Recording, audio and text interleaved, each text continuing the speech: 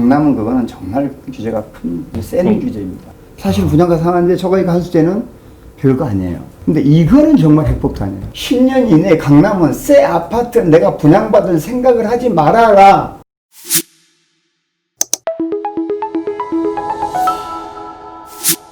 네, 땅집고입니다. 오늘 저희가 좀 굉장히 특별한 손님을 한번 모셔봤는데요. 최근에 재건축이 아무래도 서울에서는 굉장한 이슈다 보니까 이분 아주 여기저기서 찾으시는 네, 곳들이 아주 많으십니다. 그 재건축업계의 스타 조합장이라고 불리시는 한형기 조합장님 오셨습니다. 안녕하세요. 반갑습니다. 네. 안녕하세요. 네. 그 신반포 1차, 그러니까 현재 아크로 리버파크라고 하는 이제 강남의 우리나라 대표하는 최고가 단지, 이 아파트 재건축을 아주 오랫동안 지지부진하던 단지를 조합장을 맡으시고 4년 8개월 만에 입주까지 마쳐버리시면서 예. 아주 스타 조합장으로 이렇게 떠오르신 예. 조합장님이신데, 오늘 그 재건축 시장에 대한 전반적인 질문들 한번 여쭤보려고 하고 있고요. 조합장, 그래도 인사나 소개 간단히 해주시겠습니까? 저희 시청자분들께. 제가 원래 그 재건축 조합장은 엄격히 따지면 지금 두 번째 한 거고요. 네. 전에는 사고 조합을 내가 잠깐 조합장을 맡아서 정상화 시킨 적이 있고, 네. 그 다음에 다른 조합의 기술 임원으로 처음부터 입주할 때까지 인허가는 모든 것을 진두지휘한 그런 경험이 있어서, 네. 그러니까 재건축에 대한 상당한 어떤 전문 지식은 있고, 그 다음에 원래 그 삼성하고 대우에 21년을 네. 근무했기 때문에 건축 네. 자체는 제 전문 분야고, 네. 더 결정적인 거는 이렇게 요즘 이제 CM이라고 하죠. 컨스트럭션 매니지먼트, 건설 관리라고 하는데, 그런 종합 컨설팅 회사에서 부사장으로 이 재개발 동자 4구역이라는 재개발 현장 한 군데를 처음부터 끝까지 토탈 컨설팅한, 재건축에 대해서는 모든 분야의 어떤 경력을 가지고 있는 국내 유일한 사람이 아닌가. 그래서 재건축은 뭐 전문 분야라고 보시면 됩니다. 그 잠깐 말씀드렸던 아크로 리버파크는 뭐 지금 현재는 뭐 강남 최고가 아파트 단지로 이렇게 올라섰고, 평당 1억 아파트. 평당 1억을 뭐 지금 34평이 엊그제 36억 6천에 있으니까 1억이 훨씬 넘어가죠. 네, 그렇네요. 지금은 호가는 38억. 그 아크로 리버파크가 현재 뭐 가격도 그렇지만은 재건축 과정을 아주 스피드 있게 이렇게 통과한 그런 단지로 아주 모범 사례로 되고 있거든요. 예. 그 추진하는 과정에서 어떤 뭐 중점을 두신 부분이라든지 그런 게 있었습니까?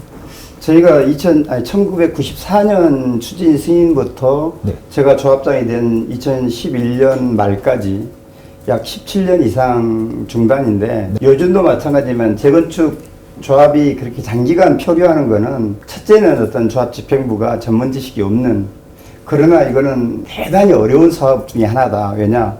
전 조합원들의 재산권을 가지고 하는 사업이기 네. 때문에 조합 내분에 의해서 주로 그렇게 중단이 되는데, 저야 어쨌든 이런 쪽엔 전문가니까 제가 맡아서 일단 그런 내분이나 이런 것들은 완벽하게 제가 그 정리를 하고, 그러려면 조합원한테 소통이 중요하죠. 사사건건 어떤 일이 있을 때마다 설명이 어려서 설명하고 이해를 구하고 하는 그런 과정을 통해서 조합원들이 신뢰할 수 있도록 이렇게 만든 거고, 그 다음에 두 번째가 이제 국내에서는 최초로 제가 시도했는데, 지금도 뭐 다른 단지는 할 수가 없을 거예요, 일반인들은. 네. 그 투 트랙으로 도시계획 심의부터 사업시행 인가, 네. 조합원 분양 신청, 관리처분 인가까지를 그 진행하면서 네. 한쪽에서는 이주, 철거, 공사를 병행하는. 그래서 그 두 가지를 같이 하면서 4년 8개월이라는 게 네. 사실은 획기적이다. 보통은 한 3년이라는 인허가 과정을 거치고 그 다음에 이주, 철거, 공사까지 한 4년이라는 과정을 거치면 한 8년 정도 걸리는 거를 투트랙으로 해서 이렇게 당겼다. 7, 8년 걸릴 그런 인허가 공사 절차를 투트랙으로 절반으로 줄이신 거네요. 네. 최근 들어서 재건축 규제가 뭐 사실 겹겹이 엄청 뭐 단계별로도 엄청 많고, 뭐 최근에는 뭐 2년 실거주라든지 이런 영역까지도 생겼는데, 그러다 보니까 이제 조합 뭐 단지 재건축 주요 단지에서는 어떻게 하면은 이 제일 핵심이 사업성을 높이면서 재건축을 빨리 추진할 수 있을까 이거잖아요. 제가 그냥 뭐 현장에서 얼핏 듣기로 뭐 조합장님에 대한 관심도 아까 그렇게 엄청나게 빠르게 사업을 추진하다 보니까 관심이 많고 그런 걸로 아는데, 뭐 현재 좀 이 강남권 대표라고 불리는 이 재건축 단지들의 분위기는 좀 어떻게 좀 볼 수 있을까요? 대표 단지뿐이 아니고 강남의 대다수 단지들은 어쩔 수 없이 이주를 했거나 철거를 했거나 그래서 되돌아올 수 없는 단지 빼고는 다 스톱이라고 보면 됩니다. 그러니까 갈 수가 없습니다. 네.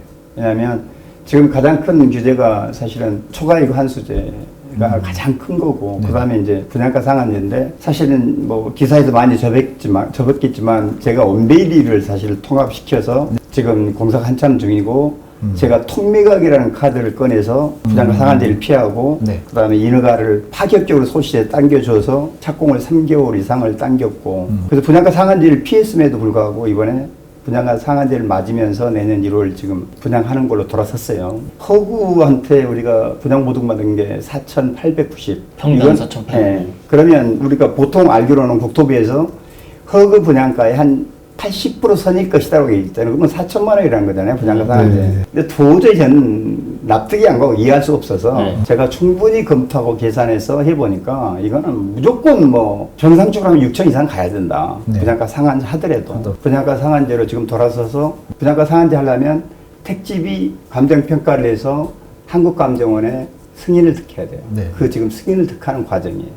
이게 워낙 지금 이슈가 된 단지고 밀이라는 게 또 뭐 통매각이다. 분양가 상한제를 맞았다 피했다. 분양가 상한제를 피해서 할 수 있는데 둔촌 죽음 같은 사례가 아니고 지네가 스스로 처리하고 분양가 상한제 맞고 이러다 보니까 아무래도 국토부 한국감정원이 아주 지금 예민해가지고 예의주시하고 있는 단지. 예, 예민해서 원래 우리가 정상적으로 생각했던 만큼은 아니지만 그래도 허그보다는 훨씬 높게 분양될 것 그렇게, 같다. 그 규제라는 게 사실은 분양가 상한제는 내가 볼 때는 의미 없다 이제. 네. 아마 저희가 하고 나면 네. 그래 5,500 이상 돼? 용납?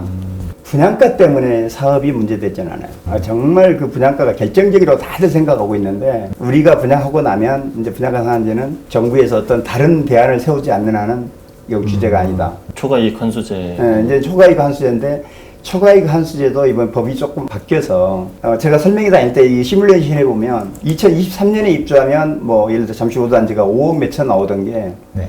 2030년에 입주하면 한 1억으로 떨어져요. 이거 뭐냐면 공시지가가 엄청 올랐잖아요. 네. 2023년에 입주하게 되면 2013년도 걸 정전평가 금액을 그것도 공시 가격으로 하니까 지금 현재도 예를 들어 뭐 잠실 5도 단지가 22억 하던 게 이때 당시 7억 몇천이에요. 그러니까 가만 안 돼서 지금 벌써 10매덕이 올라 있는 거예요. 그러니까 23년 입주할 때는 5억 몇천이 나오지만 네. 지금 공시가격 거의 뭐 70% 80%까지 따라 올라왔어. 여기서 10년 30년 하면 20년도 거 공시가격을 적용받아? 그러면 지금 뭐 16억 17억으로 올라가 있으니까 7억짜리가 사실은 초과이익 환수제도 중층에서는 지금 시작하는 단지들은 내가 볼 때는 무시해도 된다. 그래서 엄격히 따지면 제가 볼 때는 뭐 별 규제 없다. 지금 이제 2030년 정도에 입주할 단지들은 이번에도 제가 그 압구정 설명회 다니면서 이렇게 어마무시한 규제 속에서 무슨 조합 설립이냐. 그냥 엎어라. 네. 하는 사람들이 많아요. 아주 네. 조직적으로 그 비대위가 생겨서 그걸 조합 설립 못하게 막는. 그래서 설명을 다 하면 100% 꺾이죠. 아, 이건 잘못된 거구나. 어마무시한 규제인 줄 알았더니 네. 사실은 별게 아니에요. 분양가 상한제 같은 경우는 정부가 분양가를 깎으려고 도입을 한 건데 토지비를 정상적으로 반영을 하게 되면 오히려 분양가가 올라가는. 많이 올라가야 돼요. 네. 허브보다. 네. 감정 어떤 평가 어떤 기준이나 이런 것 자체를 자꾸 이제 이상하게 뭐 잣대를 들려고 하는 것 같은데 이게 분양가 상한제가 2013년, 2012년, 2014년에 3년 유예시켰잖아요. 네. 그때 분양가 상한제 강남에 어떻게 감정 평가했는 그 자료를 저희가 다 가지고 있어요. 딱 평가서를 가지고 있고 네. 표준지 공시 지가의 보통 250% 내 260%를 쳐줬어요. 그러니까 3천만 원짜리가 보통 8천만 원이 이랬어요. 예전에 그렇게 해줬는데 그렇게 적용하면 지금 6천 한 3, 400 나와요. 반포는. 네. 그게 맞거든요. 6천 3, 400이. 그러면 이건 뒤집어지는 거잖아요. 그럼 국토부가 완전히 4,800에서 80%면 뭐 4천만 원 했는데 6천 얼마 왔다? 이건 이제 뭐 규제도 아니고 국토부가 사기친 거랑 마찬가지고 이래 되니까 엄청나게 지금 뭐 압력이 있는 거예요. 네. 그 원베일리 같은 경우 감정평가 가격을 지금 한국감정원이 검토하는 단계라고 하신 네. 거죠? 네. 그 결과가 아주 중요하겠네 말씀하신대요. 먼저 갔다가 네. 그 다음에 잔뜩 리마크가 달려서 네. 맞아요. 왔어요. 네네. 그래서 어제 아마 다시 그거를 보완해서 다시 서초구청에 접수를 했고 제가 알기로는 오늘쯤 아마 서초구청에서 다시 한국감정원에 보내지고 한국감정원에서는 2주 안에 다시 오는데 그게 이제 거의 확정적이다. 그럼 다시 11월 또 왔다 갔다 하지는 않을 거고 11월 말 정도 되면 이제 토지비 자체는 거의 결정이 된다. 분양가 상한제에서는 토지비도 있고 토지비에 대한 가산비 있고 표준 네. 건축비 적용이 있고 건축비에 대한 가산비 있고 일주일에 10일 동안 전문업체가 산정을 해서 서초구청에 분양가 심의 신청을 해서 심의가 나면 내년 네. 1월쯤에 이제 분양 예정으로 돼 있어요.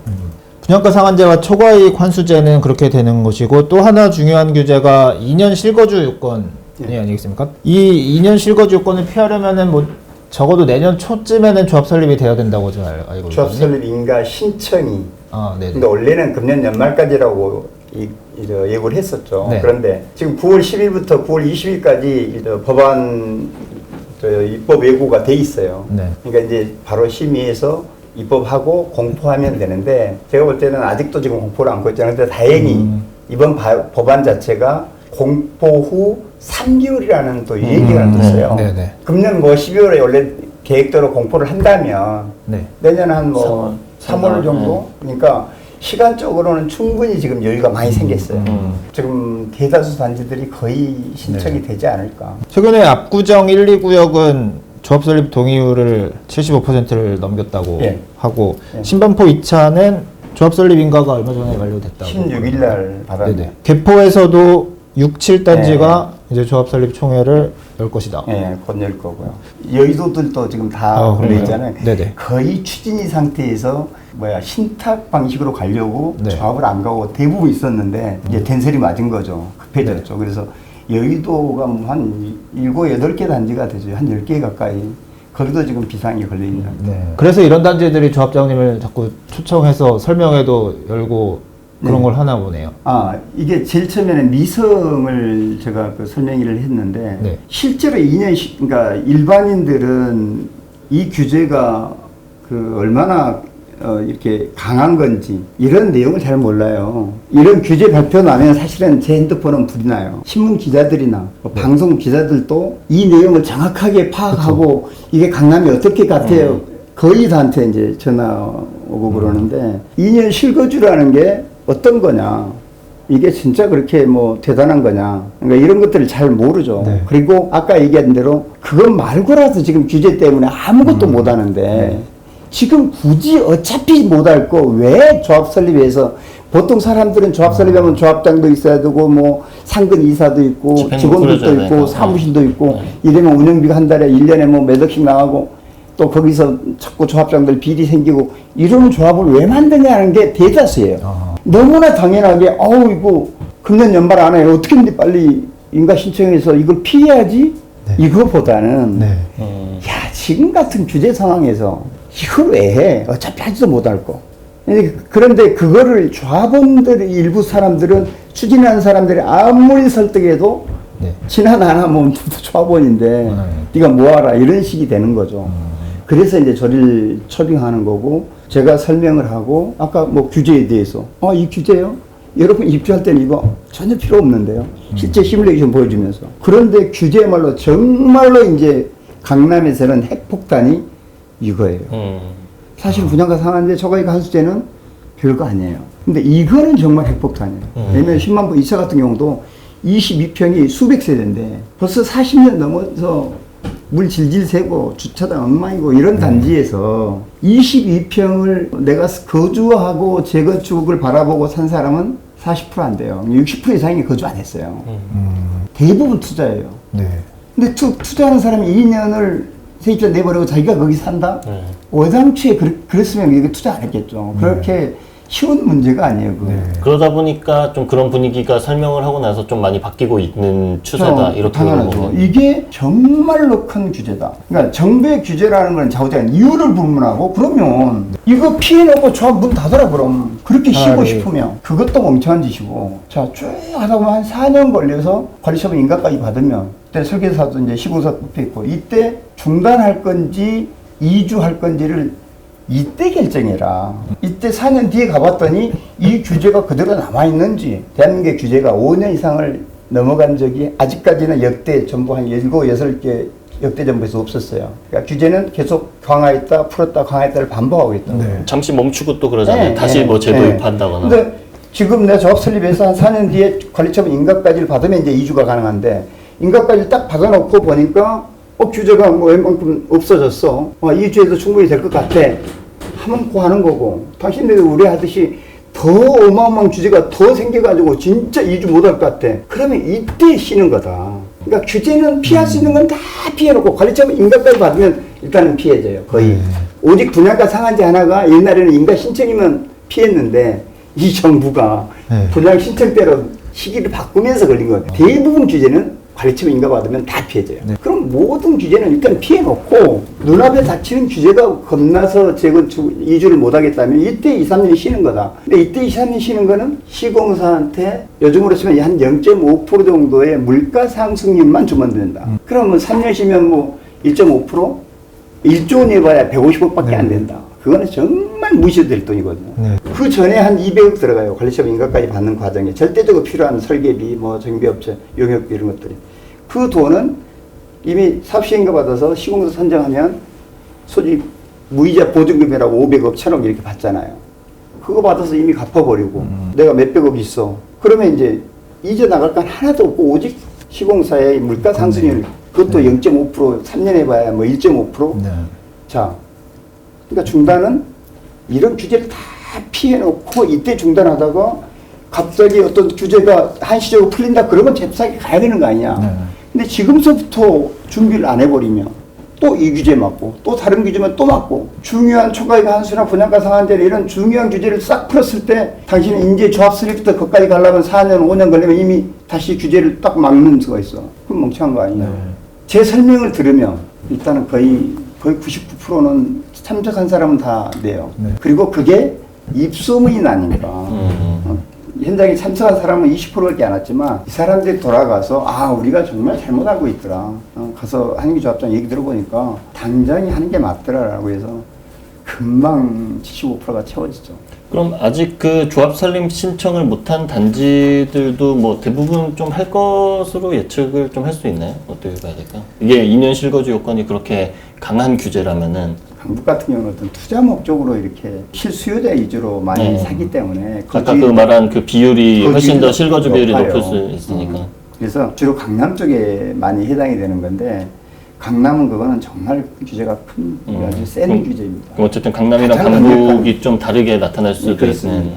그리고 지금 어떻게 그 2년 실거주 규제가 도입되기 전에 지금 시점이 마지막 기회다 이렇게 할 수도 있는 거네요. 지금 할 수 있을 때는 재건축은요 정말 시간이 돈이고 샤우지간 빨리 해야 되고 내가 대한민국 1등을 만들기 위해서 좀 5년 기다렸다가 뭐 했다가 진짜 그것보다는 그 기다리는 동안에 빨리 입주하고 살아보다가 또 안 되면 또 옮겨가고 기다렸다 하자라는 사람들이 엄청 많아요.